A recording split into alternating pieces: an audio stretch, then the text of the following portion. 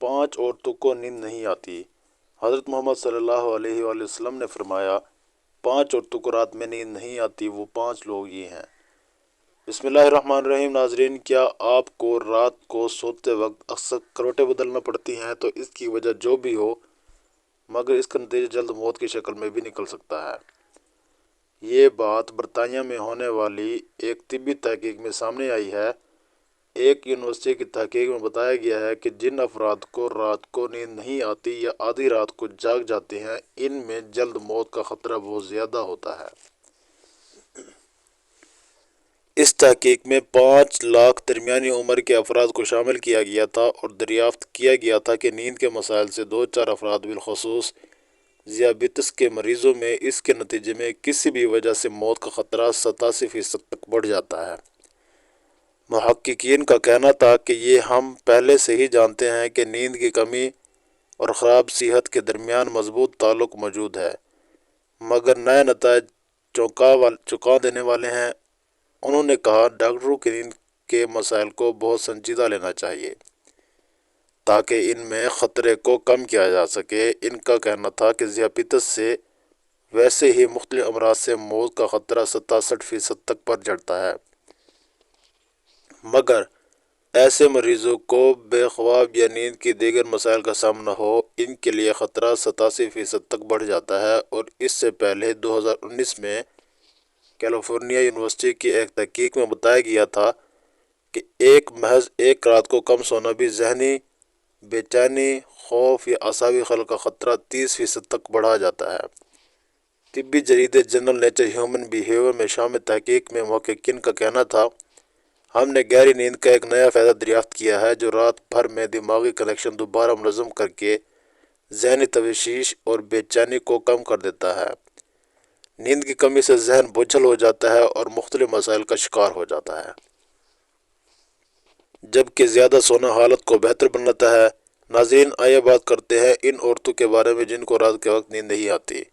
Number 1، جو کسی کے قتل کا ارادہ کرتے ہوں۔ قرآن پاک میں ارشاد ہے جو شخص کسی مسلمان کو جان بوجھ کر قتل کرے تو اس کی سزا جہنم میں ہمیشہ رہے گا اور اللہ کا اس پر عذاب نازل کرے گا اور لعنت بھیجے گا، اور اللہ نے اس کے لیے بڑا عذاب تیار کر رکھا ہے۔ اسی وجہ سے ہم نے بنی اسرائیل کو یہ پیغام لکھ دیا تھا کہ جو کوئی کسی کو قتل کرے، جبکہ یہ قتل نہ کسی اور جان کا بدلہ لینے کے لیے ہو اور نہ کسی کی زمین میں فساد پھیلانے کی وجہ سے ہو، تو یہ ایسا ہے جیسے اس نے تمام انسانوں کو قتل کر دیا، اور جو شخص کسی کی جان بچا لے تو یہ ایسا ہے جیسے اس نے تمام انسانوں کی جان بچا لی۔ مطلب یہ ہے کہ ایک شخص خلاف قتل کا یہ جرم پوری انسانیت کے خلاف جرم ہے، کیونکہ کوئی شخص قتل ناحق کا ارتکاب اس وقت کرتا ہے جب اس کے دل سے انسان کی حرمت کا احساس مٹ جائے۔ ایسی صورت میں اگر اس کی یا شخص کا تقاضا ہو تو وہ کسی اور کو بھی قتل کرنے سے دریغ نہیں کرے گا۔ پوری انسانیت اس کی مجرمانہ ذہنیت کی زد میں آ کر رہے گی۔ جب اس ذہنیت کا چلن عام ہو جائے تمام انسان غیر محفوظ ہو جاتے ہیں، لہذا قتل ناحق کا ارتکاب چاہے کسی کے خلاف کیا گیا ہو اور چاہے وہ مرد ہو یا عورت، تمام انسانوں کو یہ سمجھنا چاہیے کہ یہ جرم ہم سب کے خلاف کیا گیا ہے۔ نمبر 2، جس کے پاس مال و دولت ہو اور اسے کسی پر بھروسہ نہ ہو۔ ناظرین، اکثر عورتوں میں یہ بخل پایا جاتا ہے کہ وہ یا تو ہر کسی پر بھروسہ کر لیتی ہیں اور وہ بیوقوف بن جاتی ہیں، لیکن جب اسے کہیں پر بھروسہ کرنا پڑ بھی جائے تو وہاں پر بھی اپنی بیوقوفی دکھاتے ہوئے ناسمجھی کا ظاہرہ کرتی ہیں، جو اسے بہت نقصان پہنچا جاتا ہے۔ ناظرین، مرد ہو یا عورت، تاریخ کے ہر دور میں ایک سے بڑھ کر ایک دولت مند کرۂ ارض پر نمودار ہوا اور گردش مال و وسائل کے بعد مٹی کا ڈھیر بن گیا۔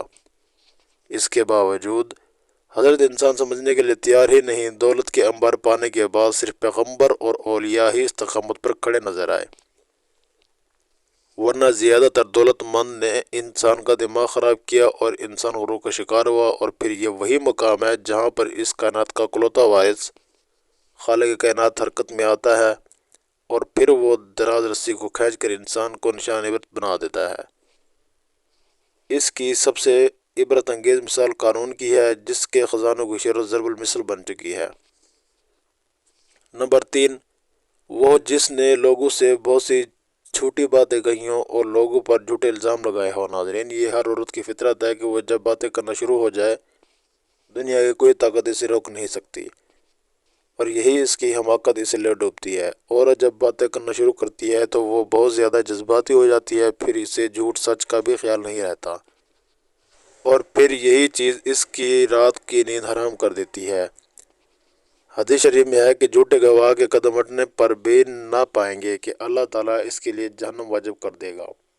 کسی نہ کسی مسلمان کو ذلیل کرنے کی غرض سے اس پر الزام عائد کیا تو اللہ تعالیٰ جہنم کے پل پر اسے روک لے گا، یہاں تک کہ اپنے کہنے کے مطابق عذاب پالے۔ جو کسی مسلمان پر ایسی چیز کا الزام لگائے جس کے بارے میں وہ خود بھی نہیں جانتا ہو،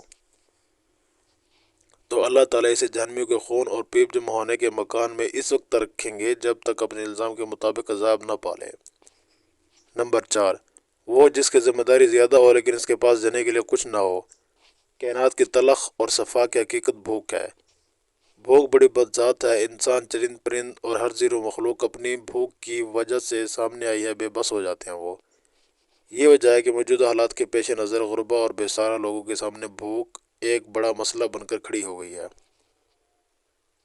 بحیثیت مسلمان ہمارے اوپر یہ فرض ہے کہ ہم اپنے ارد گرد رہنے والے غربا اور مساکین کی مدد کریں، جو اللہ تعالیٰ کی ہاں سب سے زیادہ پسندیدہ عمل ہے۔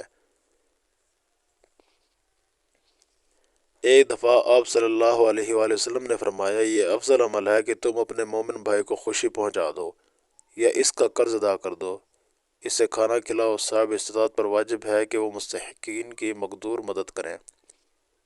نمبر 5، وہ جو کسی کے عشق میں مبتلا ہو اور جدائی سے ڈرتا ہو۔ کسی اپنے کی جدائی کبھی بھی انسان نہیں ہوتی۔ یہ جدائی کا احساس آپ دنیا کو برباد کر سکتا ہے اور ڈپریشن کا بھڑکا سکتا ہے۔ وجہ چاہے کچھ بھی ہو، کچھ لوگ محبت کرنے والوں کی جدائی کو جلدی قبول کر لیتے ہیں اور آگے بڑھتے ہیں، لیکن کچھ کو ڈپریشن کا سامنا کرنا پڑ سکتا ہے۔ اللہ پاک ہم سب کی پریشانیوں کو دور فرمائے، ہمیں پرسکون صحت مند زندگی عطا فرمائے اور ہمیں ہر جان لیوا بیماری سے محفوظ رکھیں۔ آمین ثم آمین۔